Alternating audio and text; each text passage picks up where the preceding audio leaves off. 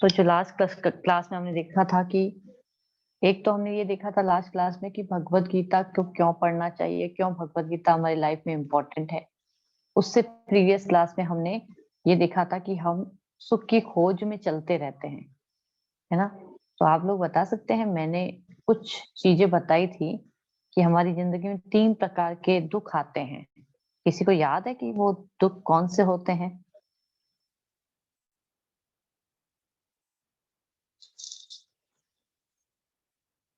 हमारी लाइफ में 3 प्रकार के दुख आते हैं। ओके, अगर वो याद नहीं है तो आप मुझे 2 प्रश्न है मेरे पास।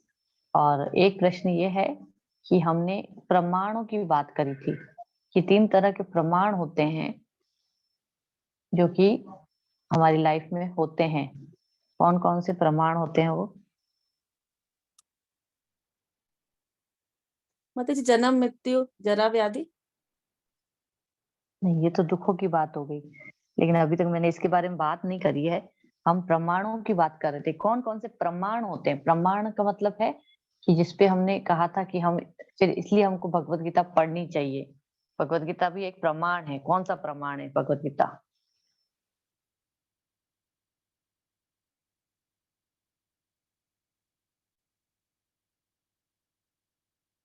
नहीं याद है, ठीक है। ये 2 चीजें मैं वापस इसलिए बता रही हूँ आपको क्योंकि इससे आगे की कक्षा का लिंक होगा ना, तो फिर आप लोग कंफ्यूज नहीं रहेंगे। तो प्रीवियस क्लास में हमने डिस्कस किया था कि 3 तरह के प्रमाण होते हैं: प्रत्यक्ष प्रमाण, अनुमान प्रमाण और शब्द प्रमाण। तो प्रत्यक्ष प्रमाण का मतलब क्या था कि हमने जो चीज देखी मेरे सामने, वो मैंने सोची कि हाँ, ये रेड एप्पल है, तो ये रेड एप्पल है, ये दिख रहा है मुझे। सूरज गोल है, ये गोल है। अब सूरज गोल है का मतलब एक सर्कल की तरह गोल दिखता है हमको, लेकिन एक्चुअल में सूरज क्या है? एक बॉल की तरह गोल है ना। तो हमको नहीं पता है, हमको तो एक सर्कल की तरह दिखाई देता है सिर्फ। तो प्रत्यक्ष प्रमाण ये है हमारे लिए। तो वो सही नहीं होता है हर बार, क्योंकि हमारी इंद्रियां क्या है? अपूर्ण है। हमने 4 तरह की चीजों के बारे में डिस्कस किया था कि हमारी इंद्रियां अपूर्ण कैसे हैं। फिर उसके बाद हमने ये भी डिस्कस किया था कि भगवत गीता, सॉरी, अनुमान प्रमाण होता है। प्रत्यक्ष प्रमाण, फिर अनुमान प्रमाण। तो अनुमान में हम गैस करते हैं कि भाई ये चीज ऐसी होनी चाहिए, ये चीज ऐसी होनी चाहिए। अब उसमें भी कोई श्योरिटी नहीं है कि वो बिल्कुल सही होगा प्रमाण, तो उस पे भी बिलीव नहीं किया जा सकता। उसके बाद हमने देखा था शब्द प्रमाण के बारे में। तो शब्द प्रमाण जो होता है वो हमें ऑथोरिटी से आता है, प्रामाणिक सोर्स से आता है, और इसी वजह से हमको उस पर बिलीव होता है ना। तो स्कूल कॉलेजों में जो पढ़ाई कराई जाती है, क्योंकि वो सीबीएसई और नेशनल यूनिवर्सिटीज इनके द्वारा एफिलिएटेड होती है, इसलिए हम उसको प्रामाणिक मानते हैं उस डिग्री को। अदरवाइज हम नहीं मानते।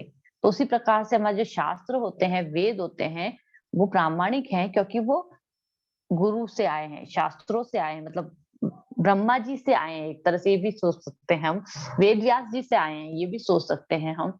तो इस तरह से ये जो चीजें हैं, ये हमारे पास। और भगवत गीता की बात करें अगर हम, तो हमने कहा था कि भगवान के मुख से निकली है भगवत गीता, है ना। भगवान ने अर्जुन को सुनाई, तो भगवान से ज्यादा तो कोई भी प्रामाणिक नहीं हो सकता। तो इसलिए वो भी एक शब्द प्रमाण है, इसलिए हमको उस पर विश्वास होना चाहिए। फिर हमने उससे पहले क्लास में हमने कुछ दुखों के बारे में जनरलाइज फॉर्म में बात करी थी। पूरी बात हमने नहीं करी थी, लेकिन हमने कुछ दुखों के बारे में बात करी थी। क्या बात करी थी? कि वे 3 तरह के दुख होते हैं: आदि भौतिक, आदि दैविक और आध्यात्मिक।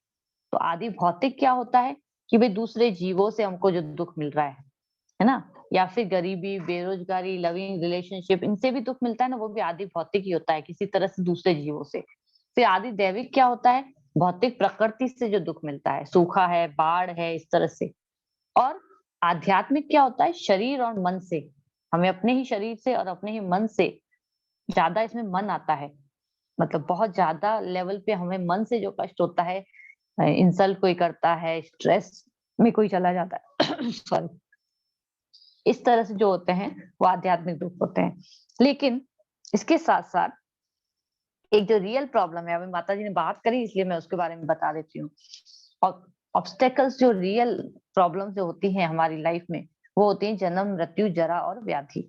तो जन्म क्या होता है भाई? ये सबको ही जन्म लेना है, लेकिन जन्म लेने के साथ ये प्रॉब्लम है कि हमको कोई डिसीजन लेने की, हमारे पास कोई फ्रीडम नहीं है।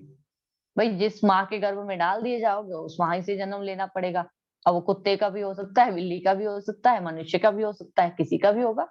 और मनुष्य में भी कौन सी कैटेगरी में कहाँ पे जाके जन्म लोगे वो भी आपकी कोई चॉइस नहीं होती है उसमें। आपको जन्म लेना है और आपको उस सर्कमस्टेंसेस में फिर रहना ही है ये। और उससे पहले जन्म लेने से पहले भी कितने सारे कष्ट होते हैं कि भाई सब कुछ हम गंदगी में हम एक थैली के अंदर पड़े रहते हैं और वहां पे हम भगवान से प्रार्थना करते हैं यहाँ से निकाल दो प्लीज, मैं आपकी करूंगा। बाहर आते ही सब कुछ भूल जाते हैं, है ना। फिर दूसरी चीज है मृत्यु। तो हर कोई मरता है और कोई भी मरना नहीं चाहता है। सबसे बड़ी खतरनाक चीज है हमारी लाइफ की। अभी हमारे सामने किसी भी तरह से अगर हमें ये लगने भी लग जाता है ना कि अभी एक्सीडेंट हो रहा है। मान लीजिए एक बार मैं मेरे बेटे के साथ स्कूल से उसको लेके आ रही थी, सामने से गाय आ रही थी। अब मैं सोच रही थी कि ये सामने से मेरे से भिड़ ना जाए, इसलिए मैंने उससे अपने आप को बचाने की कोशिश करी। लेकिन मैं उससे अपने आप को बचा नहीं पाई। एक्चुअल में उसने अपनी फिर भी मेरी तरफ ही मुंह टर्न कर लिया और मैं गिर गई मेरे बेटे के साथ। अब वो जो भय है ना, वो 10 सेकंड का जो भय है वो मुझे आज तक याद है।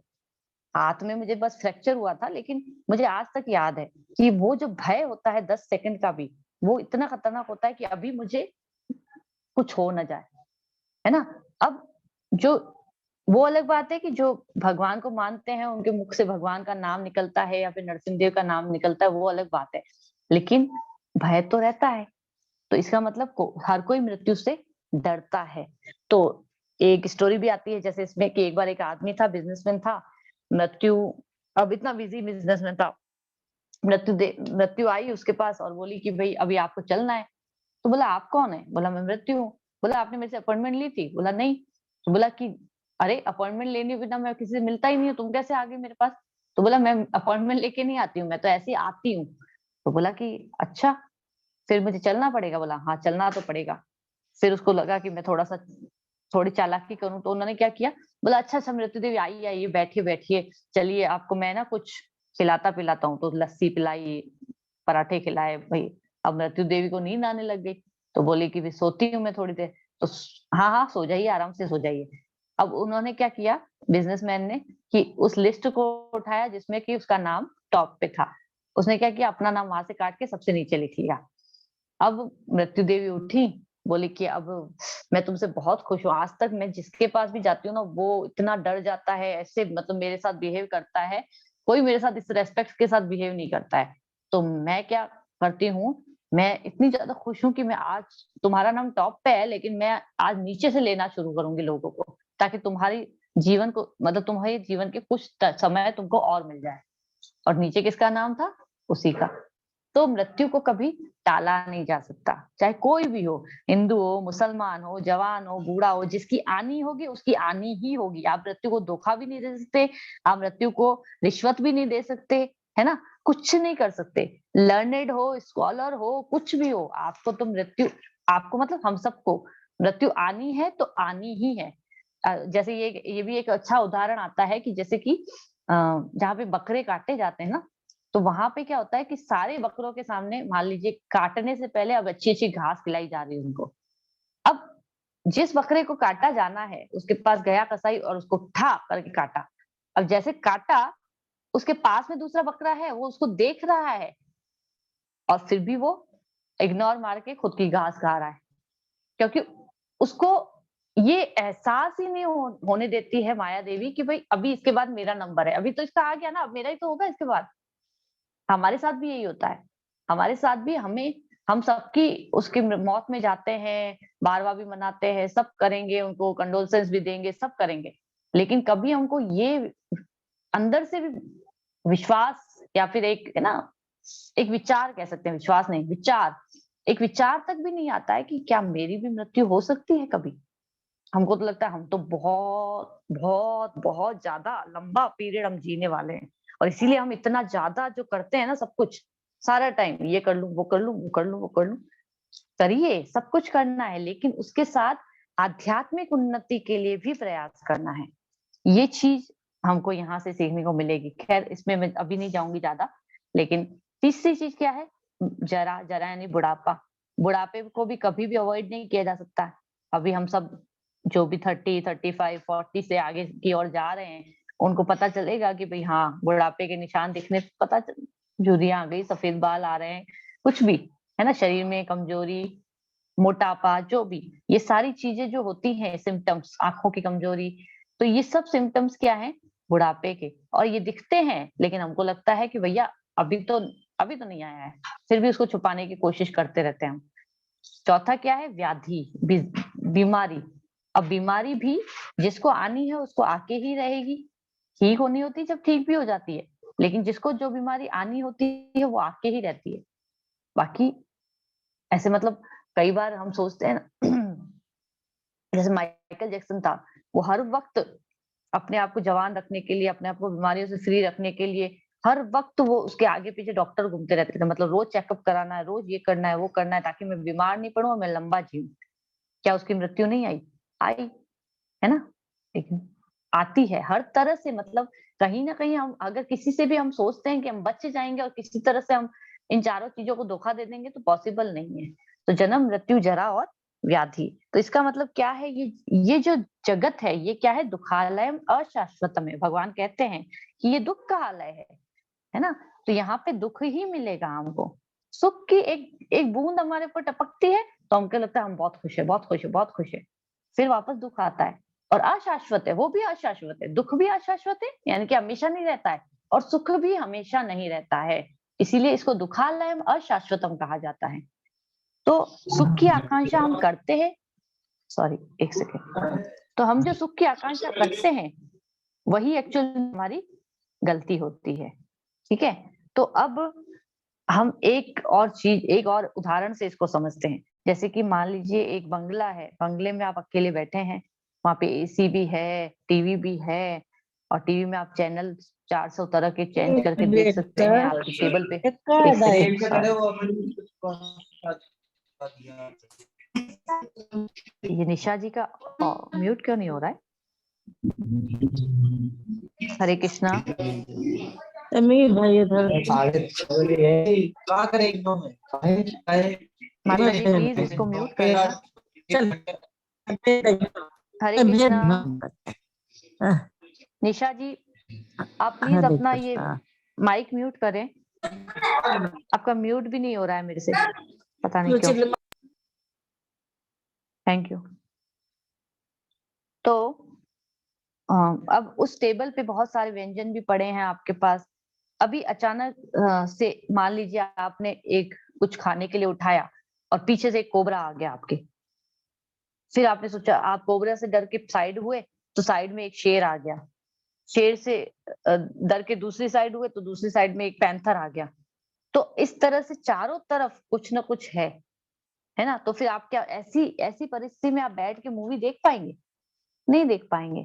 तो ये जो है ना, जन्म, मृत्यु, जरा, व्याधि, ये हमारे जीवन के, ये पैंथर, कोबरा, शेर, यही है जो आके ही रहते हैं, हम उनसे बच नहीं सकते। तो फिर क्या करें? ये दुखालय व शाश्वतम भी है और इस जगत में ये चीजें आते ही रहती हैं, तो फिर हमको क्या करना चाहिए? तो हमको फिर एक ऐसी जगह के बारे में जानना चाहिए जहां पे ये प्रॉब्लम्स नहीं हो, है ना? तो जैसे कि एक और स्टोरी सुनाती हूँ, इससे और चीज ये समझ में आएगी। जैसे कि एक व्यक्ति था, व्यापारी था। अब उसका एक बड़ा सा फार्म हाउस था। अब फार्म हाउस में भी ऑफ कोर्स आपको पता है कहीं पे कुछ होता है, उससे वो लोग अपनी कमाई करते हैं। तो उससे उसकी अच्छी खासी कमाई थी, अच्छा खासा व्यापारी था। फिर उसने क्या किया कि एक बार अपने किसी फ्रेंड के फार्म हाउस पे गया। तो फ्रेंड के फार्म हाउस पे गया तो उसने देखा कि अरे यहाँ पे तो हीरे मिल मिल रहे हैं, मतलब इसके फार्म हाउस में तो हीरो की खान है। तो उसको तो बहुत ज्यादा जलन होने लगी, बोला कि अरे मैं तो करोड़पति अरबपति बन सकता हूँ अगर ऐसी कुछ मुझे मिल जाए तो उसने क्या किया, अपने फार्म हाउस को बेचा और फिर अपने फ्रेंड के फार्म हाउस को खरीदने के लिए अपना पूरा सब कुछ बेच बाच के उसका फार्म हाउस खरीद लिया। अब खरीद लिया, उसके बाद क्या हुआ कि ठीक है, वहां से उसके कुछ समय बाद उसकी मृत्यु हो गई। क्योंकि वो इतना सारा उसने जब खरीदा था ना फार्म हाउस, तो उसने अपना फार्म हाउस बेचा, लेकिन उसके बाद भी उसको बहुत सारा कर्जा लेना पड़ा। और जब जब उसने जो फार्म हाउस खरीदा तो उसमें उसको धोखा मिल गया। वहां पे उसको उतने सारे खान, मतलब हीरे के खान नहीं मिले जितने उसके फ्रेंड के उसमें थे। तो इस तरह से उसको धोखा मिल गया और उसका सब कुछ बर्बाद हो गया। इधर जिसको उसने बेचा था अपना फार्म हाउस, वहां पे उस व्यक्ति को थोड़े ही टाइम में वो और करोड़पति बन गया। तो ये जो चीज थी ये समझ में नहीं आई।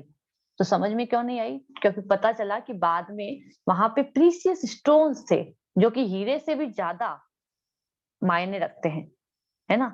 तो कई बार ऐसा होता है, कई बार हमारे पास हमारी जो चीज होती है वो हमें पता नहीं होती है।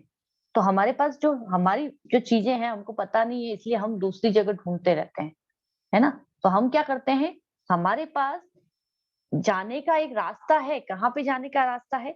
जहाँ पे इस दुनिया को जो बनाने वाला है भगवान, उसके पास जाने का रास्ता है, उसके धाम में जाने का रास्ता है। लेकिन हम लोग क्या करते हैं, हम ये जो चारों तरफ हमको दिखाई देता है ना, उसी में सोचते हैं ये मेरा है, ये मेरा है, ये मुझे चाहिए, ये मुझे चाहिए, इस तरह से इसमें उलझे रहते हैं। और जो हमारे पास खुद के पास है, जैसे मैंने लास्ट टू लास्ट क्लास बताया था कि जो कस्तूरी मृग होता है, उसकी अपनी खुशबू से ही उसको पता नहीं होता, वो चारों तरफ उस खुशबू को ढूंढता रहता है। अब वो अंदर में उसके खुशबू है, उसको पता ही नहीं होता है। इस वजह से वो परेशान हो जाता है चारों तरफ देख देख के। अभी हमारे साथ भी यही है, हम चारों तरफ खुशियां ढूंढते रहते हैं, इधर ढूंढ लूं, उधर ढूंढ लूं, ऐसे हो जाएगा, ऐसे हो जाएगा, ऐसे हो जाएगा। लेकिन वास्तव में वो खुशियां कहाँ है? वास्तव में वो खुशियां हमारे भीतर है। और वो भीतर को ढूंढने के लिए हम इन क्लासेस में आना शुरू करेंगे। मैं ऐसा नहीं कह रही हूँ कि हमको सब कुछ छोड़ के सब कुछ ये चीजें करनी है। नहीं, ऐसा नहीं है। छोड़ना कुछ भी नहीं है, लेकिन जोड़ना है। कृष्णा कॉन्शियसनेस को अपनी लाइफ में जोड़ना है। आज हम किसी क्लास में गए थे, तो हम प्रभु जी बोले कि कभी भी अपने आप को कृष्ण भावनामृत से अलग मत कीजिएगा। बस एंड तक चलते रहिएगा, तो आपकी लाइफ सक्सेसफुल है। फिर आप धाम में, भगवान के धाम पहुंच जाएंगे। चलते रहिए, बस बने रहिए। अपने आप को बनाए रखने के लिए थोड़ा सा प्रयास तो करते रहिए, वो वाली चीज है। तो उस प्रयास के लिए हमको ये शुरुआत जो है हमारी इन क्लासेस से होती है। तो आज हम जो टॉपिक लेने वाले थे, ये मुझे वापस क्यों बताना पड़ा आज, क्योंकि मुझे पता है कि हम पिछली जो क्लासेस है ना उसका सब कुछ भूल जाते हैं। तो हमें याद नहीं रहता है, तो उसको वापस रिवाइज करना बहुत जरूरी होता है थोड़ा सा। तो अब हम जहाँ पे हमको ढूंढना है वहां नहीं ढूंढते हैं। तो भगवान को ढूंढने के लिए हमको फिर भगवान के बारे में पहले पता होना चाहिए, फिर उनके धाम के बारे में पता चलेगा कि वे वो रहते कहाँ हैं। तो भगवान है या नहीं है, कई लोगों से हम पूछते हैं तो कुछ लोगों की कल्पना होती है कि भगवान है, चलो सहारा मिल जाता है भाई। देखिए, जब हम कोई काम करते हैं ना, कुछ तो चाहिए ना हमको एक सपोर्ट के लिए, इसलिए भगवान है बस, और कुछ नहीं। भगवान में विश्वास करने से शांति मिलती है, इसलिए भगवान है, और कुछ नहीं। भगवान से मांगते हैं तो जैसे हम देवी देवताओं के पास चले जाते हैं, वो भी हम भगवान मानते हैं, वो हम क्लियर करेंगे कि कैसे डिफरेंस है उनमें। लेकिन हमारे लिए, क्योंकि हमको कुछ चाहिए होता है, इसलिए हमारी वो प्रॉब्लम, टेम्पररी प्रॉब्लम सॉल्व हो जाए, इसलिए भगवान है। तो ये सब हमारी थिंकिंग होती है ना? तो एक बार एक क्या हुआ था, एक स्वामी जी को बुलाया गया था एक गांव में। अब स्वामी जी ने आते ही पूछा, अच्छा बताइए कौन कौन है यहाँ पे जो भगवान को मानता है? सबने हाथ खड़ा कर दिया। तो बोला कि अच्छा, वेरी गुड, ठीक है, फिर तो मैं यहाँ पे मुझे जाने की जरूरत ही नहीं है। आप ऑलरेडी भगवान पे विश्वास करते हैं, मैं क्या बताऊं आपको। अभी सारे गांव वाले डर गए बेचारे। बोले कि अब क्या करें। दोबारा से फिर मौका आया तो उन्होंने स्वामी जी को बुलाया। तो स्वामी जी को बुलाया तो इस बार क्या हुआ, पूछा कि कौन कौन भगवान को मानता है? किसी ने हाथ खड़ा नहीं किया। तो बोला अच्छा, यहाँ पे सब नास्तिक है, कोई भगवान को नहीं मानता, तो फिर मैं यहाँ पे क्या करूंगा? फिर से चले गए। अभी सब सब सोचने लगे अभी क्या करें। अब की बार सोचा कि अब तो 50% लोग हाथ खड़े करेंगे और 50% लोग नहीं खड़े करेंगे। तो फिर स्वामी जी ने ऐसा क्यों किया? स्वामी जी ने ऐसा इसलिए किया क्योंकि हमारी श्रद्धा जो होती है ना वो डावाडोल रहती है। कोई भी परेशानी आई तो हम गिव अप कर देते हैं, है ना? जैसे ही मान लीजिए, या दो तरह के लोग होते हैं। जैसे परेशानी आती है तो भगवान के पास जाएंगे जल्दी से, भाई ये 16 माला व्रत करूंगा, ये 16 व्रत करूंगा, ये करूंगा, ये चढ़ा दूंगा, आप प्लीज मेरी परेशानी दूर करो। फिर भगवान ने अगर नहीं माना, आपको रिजल्ट नहीं मिला, तो छोड़ देते हैं, आप किसी काम के नहीं हो, छोड़ो। तो ये जो चीज है हम गिव अप कर देते हैं, हमारी श्रद्धा जो है वो डावाडोल रहती है ना? कोई भी परेशानी, पत्नी, बच्चा, बंगला, नौकरी, किसी से भी जुड़ी परेशानी। कुछ आस्तिक होते हैं, कुछ नास्तिक होते हैं, है ना? अब प्रॉब्लम क्या होती है हमारे साथ कि हम अपने हिसाब से भी आस्तिक और नास्तिक होते हैं। जैसे कि कोई बड़ा आदमी आया, बॉस है आपका मान लो, है ना? अगर वो आस्तिक है ना, तो आप उसको दिखाने के लिए ऐसे दिखाएंगे, बिल्कुल आप, मतलब आप लोग नहीं, मतलब जो लोग करते हैं ऐसा, तो ऐसे दिखाएंगे जैसे कि बस हमारे से बड़ा आस्तिक कोई नहीं है, भले मन में भगवान के लिए कोई मतलब रेस्पेक्ट नहीं है, लेकिन उसके सामने दिखाएंगे क्योंकि वो बंदा जो है बड़ा आदमी आया है, अभी वो आस्तिक है, भगवान को मानता है। अब वो जिस भगवान को मानेगा, अरे बिल्कुल बिल्कुल बिल्कुल, मैं भी शिव जी का बहुत बड़ा भक्त हूँ, या मैं भी माता रानी की बहुत बड़ी भक्त हूँ, जो ऐसे। तो इस तरह से हम आस्तिक हो जाते हैं, या फिर हम नास्तिक हो जाते हैं। आपके सामने कोई ऐसा बंदा आएगा जो बिल्कुल नास्तिक है और कर्म पे विश्वास करता है, हाँ जी बिल्कुल सर, मैं भी बिल्कुल कर्म पे विश्वास करता हूँ, इंसान कर्म नहीं करेगा तो कैसे काम चलेगा, इस तरह से। तो हमारी श्रद्धा जो है वो डावाडोल होती है, जबकि सब कुछ क्या होना चाहिए, लॉजिक और रीजनिंग पे बेस्ड होना चाहिए, है ना। तो लॉजिक और रीजनिंग पे कैसे, अभी एक और उदाहरण से हम समझते हैं। एक बार एक क्लासरूम में एक टीचर था, वो नास्तिक था। उसने पूछा सबसे क्लास में कि कौन है जो भगवान पे विश्वास करता है। तो एक स्टूडेंट ने हाथ खड़ा किया, बोला मैं विश्वास करता हूँ सर। तो बोला, टीचर ने कहा कि अच्छा, तो सब कुछ भगवान से आ रहा है। तो उसने बोला हाँ। तो इसका मतलब ये जो दुख है, ये कष्ट है, ये महामारी है, ये जो भूकंप है, बाढ़े हैं, ये सब कुछ भगवान से आ रहा है। तो फिर ऐसे भगवान पे क्या विश्वास करना, उसने इस तरह से बोला। तो फिर ऐसे भगवान ने दुख और कष्ट बनाए ही क्यों। तो फिर वो बच्चा बेचारा चुप हो गया, स्टूडेंट था अभी तो। फिर दूसरा स्टूडेंट ने कहा मैं भी विश्वास करता हूँ सर। तो टीचर ने कहा कि अच्छा, तुमने भगवान को देखा है? बोला नहीं। सुना है? बोला नहीं। टच किया है? बोला नहीं। तो डायरेक्ट परसेप्शन यानी प्रत्यक्ष प्रमाण से ये पता चलता है कि गॉड डज नॉट एक्सिस्ट, भगवान कहीं भी एग्जिस्ट नहीं करते हैं। फिर क्या हुआ, एक बच्चा जो था, एक स्टूडेंट था, वो थोड़ा इंटेलिजेंट था। उसने कहा सर मेरे 2 प्रश्न हैं। तो बोला कि अच्छा पूछो। बोला कि सर आप बताइए कि मुझे व्हाट इज डार्कनेस, अंधेरा क्या, अंधकार क्या होता है। तो सर ने बोला कि अंधकार और कुछ नहीं, अंधकार जो है वो रोशनी की अनुपस्थिति है। तो स्टूडेंट बोला कि अच्छा, तो इसका मतलब हम कह रहे हैं कि जो लाइट है उसी ने क्रिएट करी है, light has created darkness by his excess. मतलब डार्कनेस जो होता है, अगर लाइट नहीं है तो फिर डार्कनेस नहीं, लाइट चली गई तो डार्कनेस आ गई। रोशनी की जो अनुपस्थिति है वही तो अंधेरा है। तो टीचर बोला हाँ बिल्कुल सही है। तो स्टूडेंट बोला इसका मतलब हमको लाइट को ब्लेम करना चाहिए, क्योंकि अंधकार तो उसी के कारण आया है। तो टीचर बोला नहीं नहीं, ऐसे कैसे, अंधेरे को कैसे दो, मतलब लाइट को कैसे ब्लेम कर सकते हैं हम अंधेरे के लिए। तो फिर स्टूडेंट बोला इसी प्रकार जो हमारे दुख हैं या हमारे कष्ट हैं वो हमारे कर्मों के कारण आते हैं, भगवान के कारण नहीं आते हैं। तो आप भगवान को कैसे ब्लेम कर सकते हैं, अभी आपने जो बोला था। वो टीचर चुप हो गया। दूसरा क्वेश्चन, उन्होंने कहा कि अब मैं दूसरा क्वेश्चन जो है मैं सारे स्टूडेंट से पूछना चाहता हूँ। तो उन्होंने कहा कि आप मुझे बताइए, who has seen the brain of professor. यानी कि इसका मतलब होता है हिंदी में कि प्रोफेसर का ब्रेन जो है, दिमाग है, वो किसने देखा है। तो सबने कहा नहीं किसी ने नहीं देखा, ब्रेन कौन देख सकता है। तो फिर उसने पूछा स्टूडेंट ने कि किसने ना प्रोफेसर के दिमाग को टच किया है किसी ने। बोला नहीं। किसी ने सुना है इसके बारे में। बोला नहीं। स्मेल तो किया होगा। बोला नहीं। तो इसका मतलब डायरेक्ट परसेप्शन से brain of professor does not exist, इसका मतलब कि प्रत्यक्ष प्रमाण से जो प्रोफेसर है उसमें कोई ब्रेन नहीं है। तो सब हंसने लग गए वहां पे। तो अभी इसका मतलब हर चीज जो है आप नहीं देख पा रहे हो, तो इसका मतलब वो एग्जिस्ट नहीं करती, ये नहीं है। यहां से मैं बैठे बैठे बोलूं कुतुब मीनार नहीं है, तो ऐसा पॉसिबल कैसे है? कुतुब मीनार तो अपनी जगह पे है ना, मैं नहीं देख पा रही हूँ अभी। ये वाली चीज बहुत ज्यादा कंट्रोवर्सी लोग इस पे करते हैं कि वे भगवान तो एग्जिस्ट ही नहीं करते, हमने देखा थोड़ी ना है उनको, और अभी मर जाएंगे तो देखेंगे क्या। एक बार अभी 2-3 दिन पहले मैं किसी क्लास में थी, वहां पे भी किसी ने प्रश्न पूछा कि भाई लोग हमसे ये पूछते हैं कि भाई नरक वरक देखा किसने है। अरे तो आपको याद नहीं है, आप देख के तो आए हो, वो तो हम आगे जब डिस्कस करेंगे तो पता चलेगा कि हम देख के आए हैं, सब लोग नरक से होके होके ही आए हैं मनुष्य जन्म में। लेकिन अभी हमको याद नहीं है, या फिर ये कह दो चलो देखा नहीं है हमने, तो इसका मतलब वो चीज एग्जिस्ट नहीं करती, ये कौन कह सकता है। व्हाइट हाउस अपनी जगह पे है तो है, आप कहोगे व्हाइट हाउस एग्जिस्ट ही नहीं करता, नहीं ऐसा पॉसिबल नहीं है ना। तो इस चीज को हमको इस तरह से समझना है कि जो चीज हम बोलते हैं तो वो एग्जिस्ट ही नहीं करती, या हमने जो नहीं देखी वो एग्जिस्ट नहीं करती, ऐसा नहीं है। हमें किस पे विश्वास करना है, हमें शब्द प्रमाण पे विश्वास करना है। ठीक है। तो फिर अब हम आते हैं कि कौन से फैक्टर्स हैं जो कि हमें भगवान में विश्वास करना सिखाते हैं। पहली चीज होती है अर्ज। अर्ज का मतलब होता है कोई चीज करने की इच्छा पैदा होना। तो जैसे कि मान लीजिए आपको खाने की इच्छा हुई, तो खाने की इच्छा कब आती है? जब हमको भूख लगती है, और भूख लगती है तो फिर हम क्या करते हैं? खाना खाते हैं। तो 2 चीजें होती है, एक तो भूख लगी, फिर हमने खाना खाया, फिर हमको प्यास लगी तो हमने पानी पिया, है ना?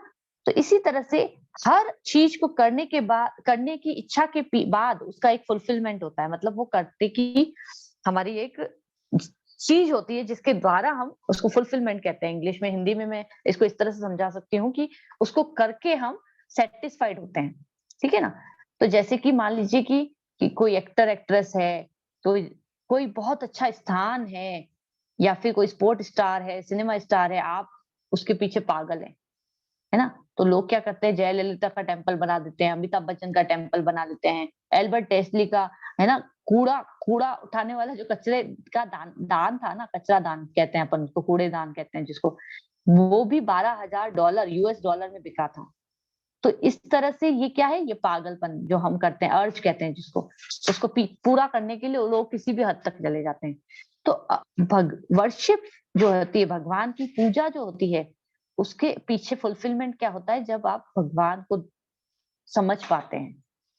तो जब हम किसी की अर्चना करते हैं, स्टार की अर्चना करोगे तो आप सोचोगे मैं स्टार के पास आगे पीछे घूमूं, ये वो।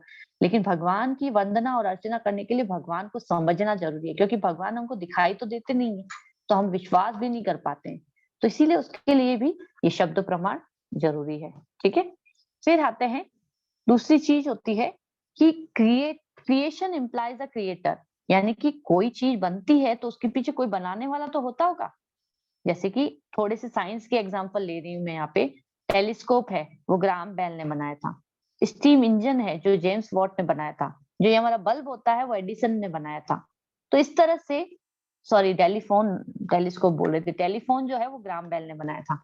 तो ये जो चीजें हैं किसी न किसी ने बनाई है, तब वो चीज उत्पन्न हुई हमारे सामने। तो फिर इस दुनिया में जो कुछ भी बना है वो भी तो किसी ने बनाया होगा। इवन आप सोचिए, आपके घर में कभी मकड़ी का जाला आपने देखा होगा, तो आप ये सोचे नहीं नहीं ये अपना आप बन गया, नहीं, उसके पीछे मकड़ी है ना? कोई पेंटिंग आपने देखी, तो वो पेंटिंग भी किसी ने बनाई होगी। तो फिर इस जगत में ये पेड़ उग रहे हैं, एक छोटा सा बीज डाला पेड़ उग गया, नदियां बह रही हैं, फूल, चाहे वो कपड़े से बना पिक्चर में आप देख लो तो भी किसी ने बनाया होगा, ओरिजिनल देखो तो भी किसी ने बनाया होगा। लेकिन हमारे साइंस साइंस में क्या कहा जाता है कि अचानक से विस्फोट हुआ और ये बिग बैंग थ्योरी के द्वारा ये पूरा यूनिवर्स बन गया। अरे भाई, विस्फोट होने से कोई चीज कहाँ बनती है? आपने कभी पटाखा भी जलाया होगा तो उससे विस्फोट होके नष्ट ही होता है, कोई चीज बनती थोड़ी ना है ना? तो इसी प्रकार से कभी भी सृष्टि के बारे में हम जब बात करेंगे तो ये सृष्टि बनी है, इसका मतलब कोई है इसके पीछे बनाने वाला, है ना? कभी भी एक्सप्लोजन से सृष्टि नहीं बनती है। कभी हम कहें कि भाई अरे सूर्य जो है ना, ये आग का गोला, ये भी बम फटा और सूर्य आग का गोला उसमें से निकल गया, नहीं। हमारी जो पृथ्वी है और सूर्य है उसके बीच में एक दूरी है, डिस्टेंस है। आप लोग जो टीचर्स हैं यहाँ पे या स्टूडेंट्स हैं उन्होंने पढ़ा होगा इसको। एक बैलेंस डिस्टेंस होता है उनके बीच में, ठीक है? अब थोड़ा सा भी अगर पृथ्वी और सूर्य के बीच की डिस्टेंस को कम करें या ज्यादा करें, पृथ्वी अपने ऑर्बिट से हिल जाएगी और ऑर्बिट से हिलते ही डिस्ट्रॉय हो जाएगी। तो सब कुछ इतना बैलेंस्ड है, बिल्कुल बैलेंस्ड। अपनी जगह पे पृथ्वी अपनी अपने अक्ष पे भी घूमती है और सूर्य के चारों ओर भी घूमती है। इतना परफेक्टली बैलेंस्ड है। तो ये किसने बनाया होगा परफेक्टली बैलेंस? कोई तो होगा इसके पीछे बनाने वाला। ये चीज हमको सोचनी चाहिए, ठीक है? फिर जैसे कि हमारे जो हम कहते हैं कि आई का स्ट्रक्चर, हमारे बॉडी पार्ट्स ही सोच ले। हमारी आई का स्ट्रक्चर देखो, कार्निया है, रेटिना है, लेंस है, फिर कार्बन साइकिल है, साइंस में हम पढ़ते थे, वाटर साइकिल है, या फिर बॉडी में भी हमारे नर्वस सिस्टम है, डाइजेस्टिव सिस्टम है, रेस्पिरेटरी सिस्टम है, एक एक चीज, लीवर है, कुछ भी ले लो ना आप, तो कोई भी चीज ले लो बॉडी में, सब कुछ अपना आप ही ऑटोमेटिक चल रहा होता है। कुछ डिफेक्ट आ जाता है, मतलब बीमारी आती है वो तो फिर उसको ठीक किया जाता है दवाइयों से और इस तरह से। लेकिन अगर वो ना चले तो आप खाना खाओगे, अगर डाइजेस्ट ना हो तो क्या हाल होगा आपका? कुछ खा पाओगे दोबारा? नहीं, क्योंकि जब तक वो डाइजेस्ट होके अपशिष्ट निकलेंगे नहीं तब तक आप कुछ नहीं खा सकते दोबारा, आपकी हालत खराब हो जाएगी। तो इसका मतलब हर चीज बैलेंस्ड है हमारी बॉडी के अंदर भी। जब सब कुछ हो रहा है तभी हम देख पाते हैं, सुन पाते हैं, सब कुछ समझ में आ रहा है। अगर बॉडी बैलेंस ना हो ना तो हमको समझ में भी नहीं आए, सोचने समझने की शक्ति भी खत्म हो जाती है, बीमारी आती है। कितना परफेक्टली सब कुछ चल रहा है, बॉडी के लिए भी सोच सकते हैं। फिर एक सेकेंड,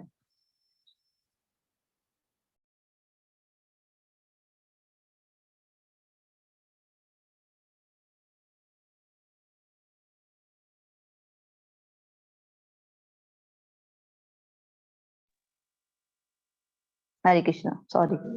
तो तीसरी चीज आती है, जो भी लॉज बनते हैं उसके पीछे कोई लॉ मेकर होता है, ठीक है।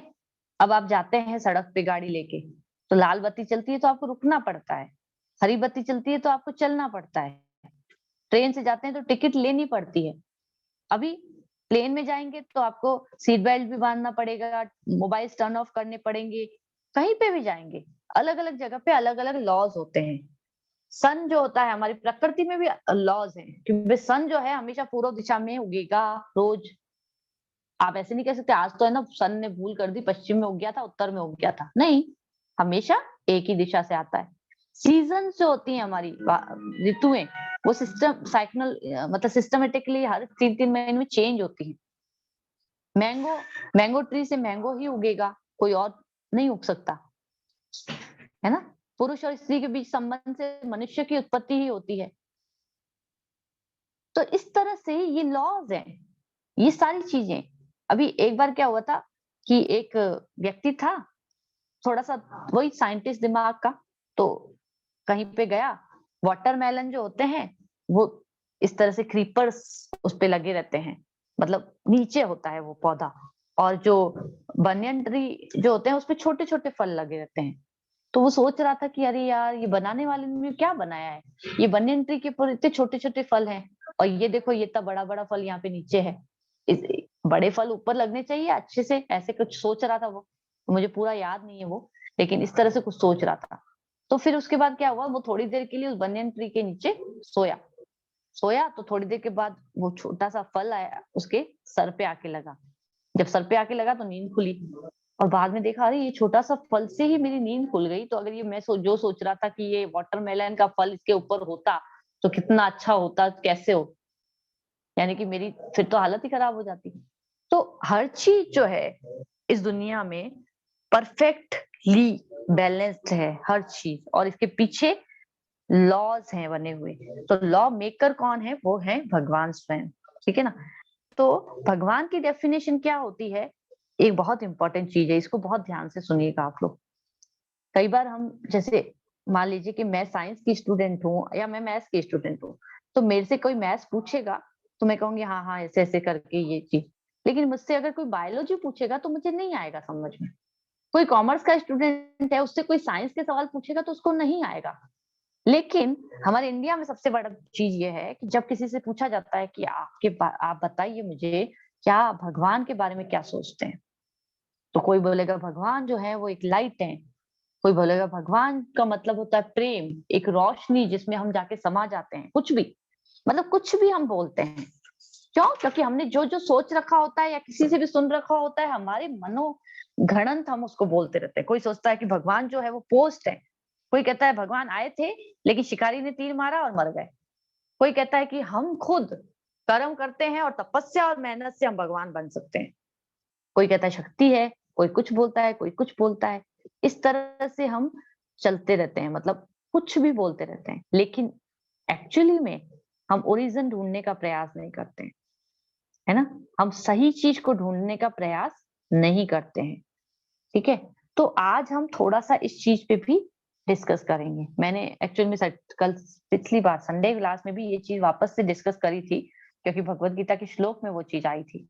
तो हम आज ये चीज वापस से डिस्कस करेंगे कि भगवान कैसे, भगवान मतलब क्यों है वो भगवान, क्या क्या है जिसके कारण हम भगवान कह सकते हैं कि हाँ ये चीज भगवान है।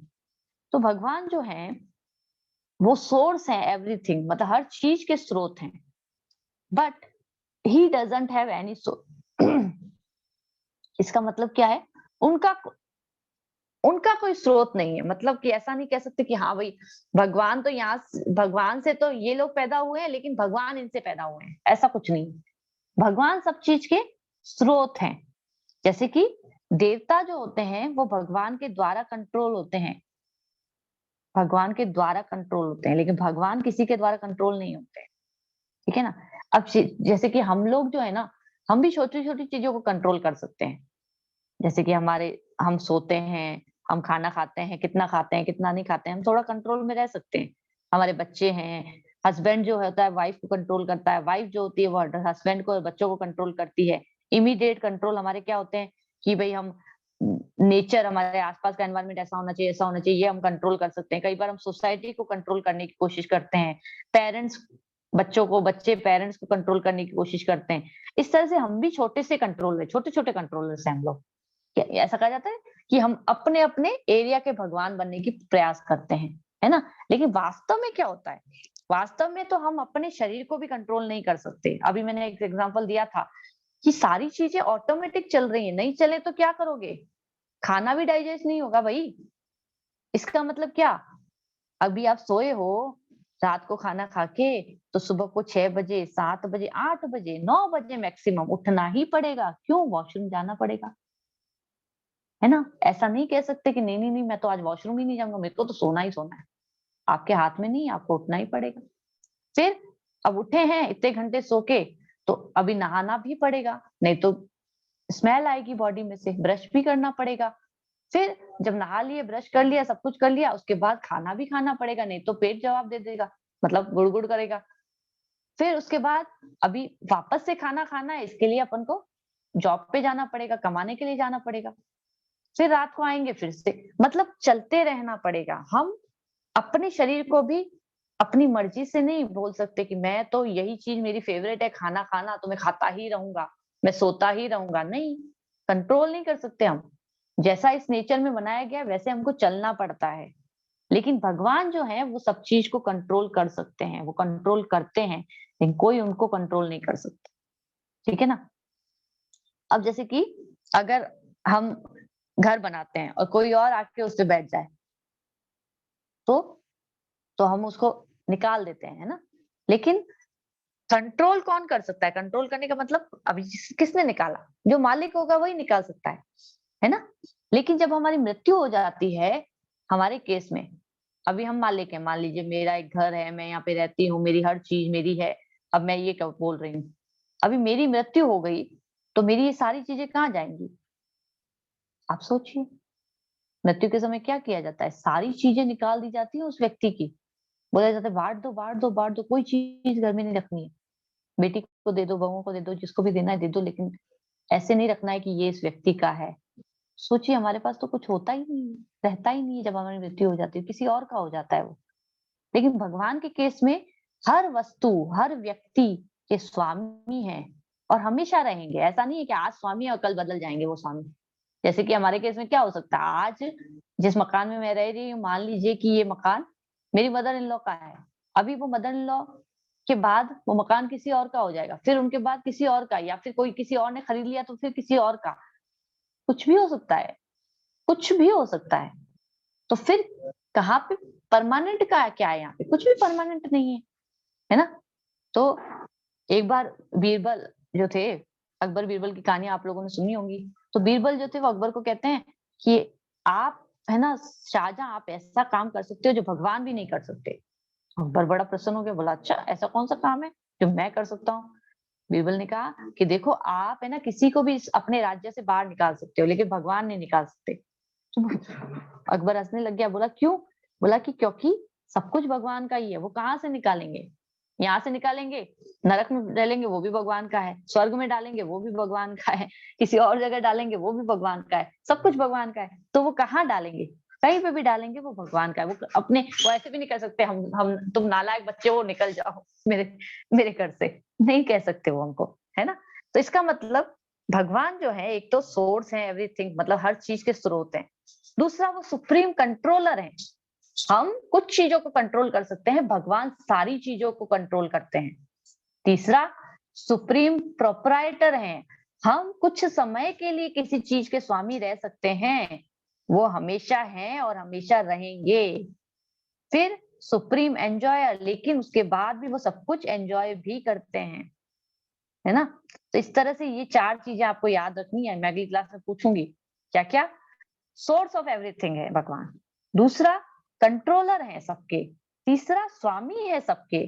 और चौथा, एंजॉयर भी वही है।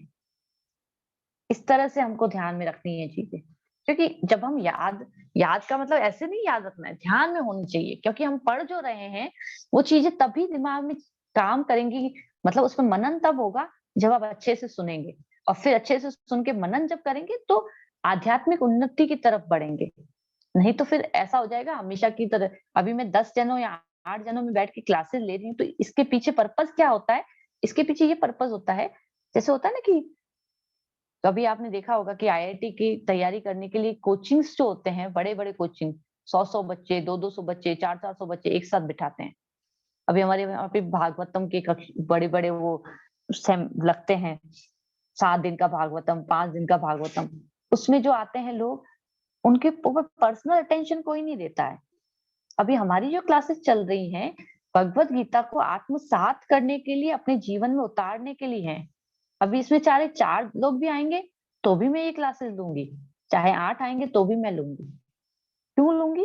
क्योंकि ये हमारे जीवन में अगर एक व्यक्ति भी भगवत गीता को अपने लाइफ में उतार देता है, तो हमारी ये क्लास लेना सक्सेसफुल है।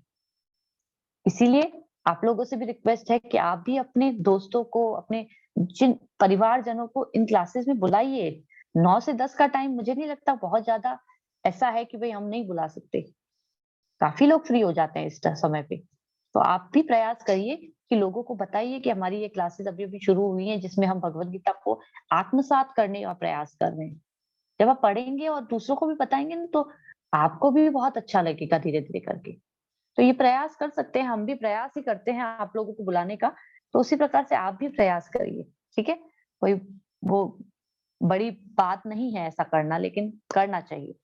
फिर अब हम आगे बढ़ते हैं। तो भगवान जो हैं, शास्त्रों में ये डिटेल मिलती है कि भगवान जो है रियलिटी है एक्चुअली, है ना? जैसे कि 84 लाख योनियों के बारे में शास्त्रों में बताया गया है, ये दुनिया गोल है, ये भी शास्त्रों में बताया गया है ना? कोलंबस ने बताया था बाद में, लेकिन उससे पहले शास्त्रों में बताया गया था।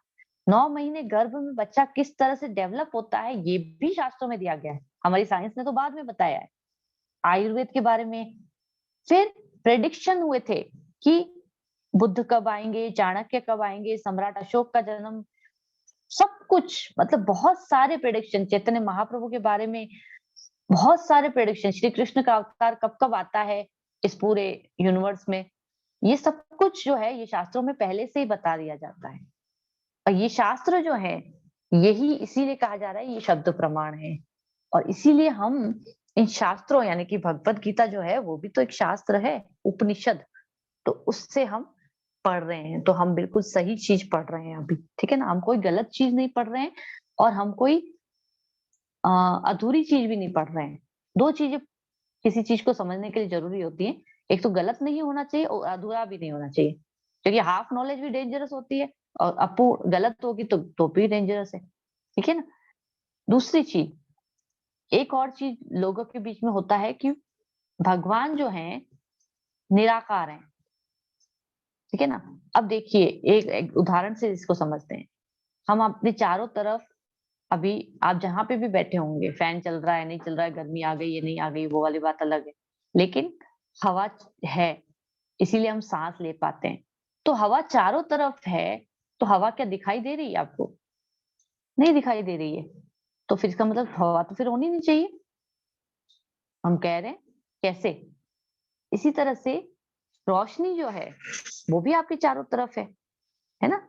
लेकिन वो भी निराकार है। तो भगवान जो है वो भी सर्वव्यापी हैं। सर्वव्यापी मतलब हमारे चारों तरफ हैं, हर एक कण में भगवान है।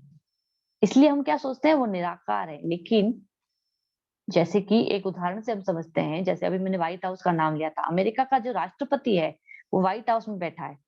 लेकिन वो अपनी शक्तियों के द्वारा सारे उसके जो एम्प्लॉयी हैं, जो भी पूरा राष्ट्र है अमेरिका, उसको कंट्रोल कर रहे हैं। तो इसका मतलब क्या वो है नहीं? या फिर हम कहें वो निराकार हैं? नहीं, ऐसा नहीं है ना, वो हैं, लेकिन वो एक जगह पे बैठे हैं और वो सारी शक्तियों के द्वारा कंट्रोल कर रहे हैं।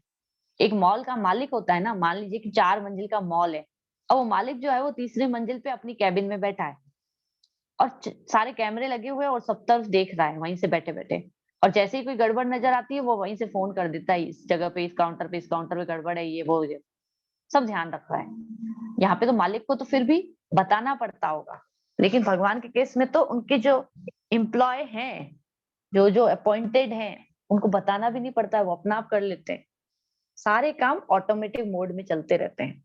लेकिन इसका मतलब ये नहीं है कि भगवान एग्जिस्ट नहीं करते, वो निराकार है। वो निराकार नहीं है, वो अपनी शक्तियों के द्वारा इस पूरे जगत को कंट्रोल करके चलते हैं। ठीक है ना? तो सूर्य साकार है कि जिस प्रकार से, तो उसकी रोशनी जो है वो निराकार है।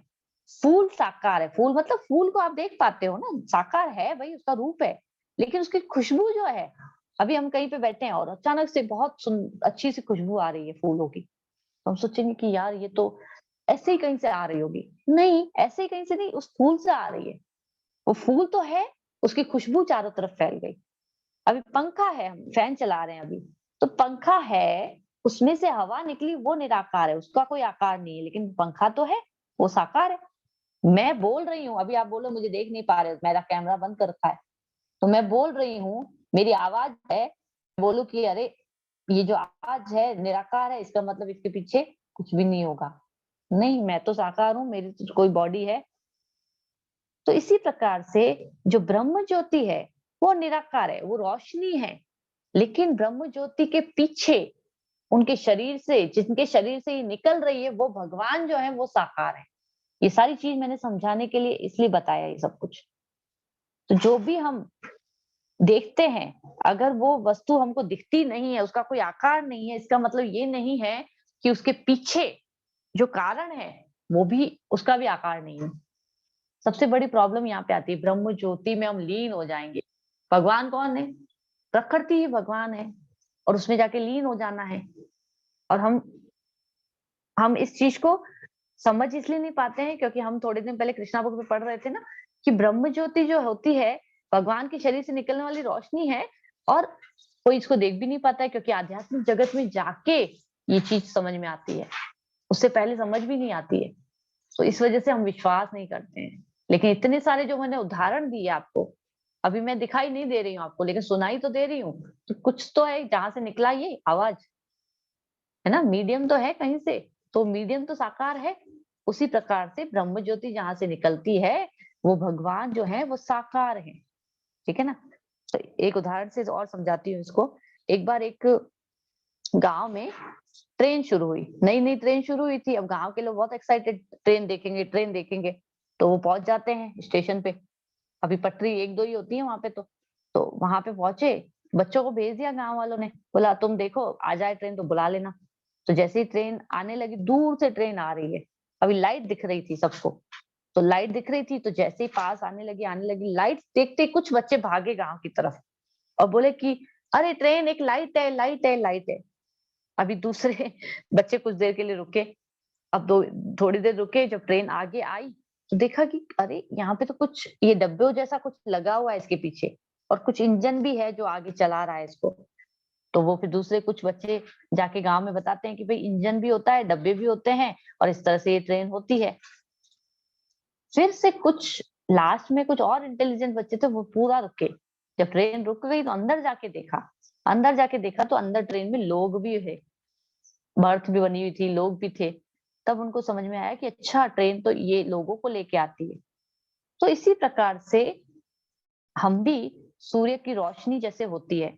सूर्य ग्रह मतलब एक ग्रह है, मैंने बताया था, सूर्य एक गोला है, और उसके अंदर सूर्य के देवता विवस्वान नाम के देवता हैं, वो रहते भी हैं। उनका शरीर आग से बना हुआ है। वहां पे लोग भी रहते हैं, उनका शरीर भी आग से बना हुआ है, लेकिन हमको नहीं दिखाई देता। इसका मतलब ऐसा नहीं है कि सूर्य में कोई देवता नहीं है, विवस्वान नहीं है, या फिर लोग नहीं है, हैं, लेकिन उनका शरीर आग से बना हुआ है, इसलिए वो वहां पे रह पाते हैं। हम नहीं रह सकते, हम तो सूरज के पास भी नहीं जा सकते। दूर भी थोड़ा सा तेज हो जाती है सूरज की रोशनी तो हम जलने लग जाते हैं। तो हमारे केस में पॉसिबल नहीं है, लेकिन वहां पे जो लोग रहते हैं उनके लिए पॉसिबल है ये। उसी प्रकार से भगवान जो हैं ये लास्ट चीज बता रही हूँ आज की क्लास की। भगवान जो है ब्रह्म, परमात्मा और कृष्ण 3 रूपों में रहते हैं। मतलब ब्रह्म का मतलब होता है कि भगवान निराकार है, मतलब सब जगह आप देख सकते हैं, ये हर चीज जो है, या भी ऐसे कह सकते हैं जो ब्रह्म ज्योति है। चलिए उस पे आते हैं। ब्रह्म ज्योति जो है ना, जो रोशनी के बारे में बात की जाती है, ब्रह्म ज्योति है जिसमें हम लीन हो जाएंगे, वो रोशनी है। फिर दूसरा, परमात्मा रूप में भगवान आपके हृदय में भी है, मेरे हृदय में भी है, कुत्ते के हृदय में भी है, एक चींटी के हृदय में भी है, और एक पत्थर में भी है। सब जगह भगवान है परमात्मा रूप में। और तीसरा, भगवान कृष्ण स्वयं गोलोक वृंदावन धाम में रहते हैं। वो वहां पे अपने गोप सखाओं के साथ, राधा रानी के साथ निवास करते हैं। हम नहीं देख सकते उनको, लेकिन इसका मतलब ये नहीं है कि वो है नहीं, वो है। ठीक है ना? तो ये चीज हमको आज हमारी क्लास की सबसे इम्पोर्टेंट चीज थी कि हमको ये समझना है कि भगवान एग्जिस्ट करते हैं भाई, कोई निराकार विराकार नहीं है वो, उनका एक रूप है। और वो रूप कैसा है? हमारे मनुष्य जैसा रूप है। बांसुरी बजाते हैं वो, राधा रानी के साथ रहते हैं, और गोप सखाओं के साथ, गोपियों के साथ रहते हैं। लेकिन वो आध्यात्मिक लोक में रहते हैं। वो आध्यात्मिक लोक जिसको हम नहीं देख सकते, उसको गोलोक वृंदावन कहा जाता है। गोलोक वृंदावन, वहां पे जाके कोई वापस नहीं आता है। भगवान कहते हैं वो मेरा परम धाम, जहाँ पे न सूरज की रोशनी की जरूरत है, न बिजली की जरूरत है, किसी चीज की जरूरत नहीं, ऑटोमेटिक है सब कुछ, स्वप्रकाशित है वो धाम। ठीक है? तो वहां पे हमको जाना है। हम जिसकी बात कर रहे थे, हम वहां पे जाने की तैयारी करते हैं इस जीवन में। क्यों? क्योंकि हम भगवान के बच्चे हैं, और भगवान हमको वापस अपने पास बुलाना चाहते हैं। इसको हम अगली क्लास में देखेंगे कि हम कैसे भगवान के बच्चे हैं और क्यों हम यहाँ पे आ गए, जिसके कारण हमको वापस बुला रहे हैं भगवान। ठीक है ना? लेकिन एक चीज और मैं 2-3 मिनट में, नहीं चलिए इसको थोड़ा सा टाइम देना जरूरी है। हम इस टॉपिक को भी आज पूरा कंप्लीट नहीं कर पाए एक्चुअली, तो कोई बात नहीं, अगली बार भी हम इसको थोड़ा सा अच्छे से करेंगे। क्योंकि देखिए, अच्छे से नहीं करेंगे और जल्दबाजी में भगाने वाला काम करने से अच्छा जितना हम समझे। ठीक है ना? तो हर जगह भगवत गीता में भी एक और चीज बताती हूँ। भगवत गीता में आप जब भगवत गीता खोलते हैं ना, श्लोक के ऊपर धृतराष्ट्र उवाच, अर्जुन उवाच, ऐसे लिखा होता है ना। लेकिन भगवान कृष्ण जहाँ बोल रहे होते हैं, वहां पे भगवान उवाच लिखा होता है। कृष्ण जहाँ पे भी बोल रहे होते हैं, तो भगवत गीता में साफ तौर से बिना कुछ बताए, मतलब बिना कुछ इंडिकेट किए, ये बता दिया गया है कि कृष्ण स्वयं भगवान है। कृष्ण स्वयं भगवान है, इसके अलावा नहीं। अब वो क्यों भगवान है, ये हम अभी तक तो हमने ये देखा कि भगवान में क्या क्या क्वालिटीज होती है। भाई वो सोर्स होते हैं सब चीजों के, वो कंट्रोलर भी हैं, वो स्वामी भी हैं, और वो एंजॉयर भी हैं। सब वही है, आनंद भी वही खुद ही भोगते हैं। साथ में हमने ये भी देखा कि भगवान निराकार नहीं है, उनका एक रूप है। जिस प्रकार से सूर्य से निकलने वाली रोशनी होती है, उसका गोला होता है, और उसके अंदर देवता विवस्वान भी है। तो ये दोनों चीजें हमने समझी, उससे हमको पता चला अच्छा भगवान जो है, उनके शरीर से निकलने वाली ज्योति जो है, ज्योति मतलब रोशनी, ब्रह्म ज्योति कहलाती है। फिर मेरे शरीर में, आपके शरीर में परमात्मा रूप में भगवान अंगूठे के रूप, साइज के, अंगूठे के साइज के भगवान रूप में विद्यमान रहते हैं। अब आप सोचेंगे चींटी के, तो चींटी के शरीर में उसके अकॉर्डिंग, मच्छर के शरीर में उसके अकॉर्डिंग, ऐसे, सॉरी इस तरह से। तो हर किसी के अंदर परमात्मा रूप में, और गोलोक वृंदावन धाम में भगवान साकार रूप में, जैसे कि मैं अपने घर में साकार रूप में बैठी हूँ, मेरी आवाज सिर्फ आप लोगों को आ रही है, उसी प्रकार से गोलोक वृंदावन धाम में भगवान साकार रूप में बैठे हैं। और उनकी जो शक्तियां हैं वो सारा ये सृष्टि को चला रही हैं, सारी सृष्टि को चला रही है, जैसे हमने डिस्कस किया अभी सब कुछ। अब 1 सेकंड रुकिए, अभी आप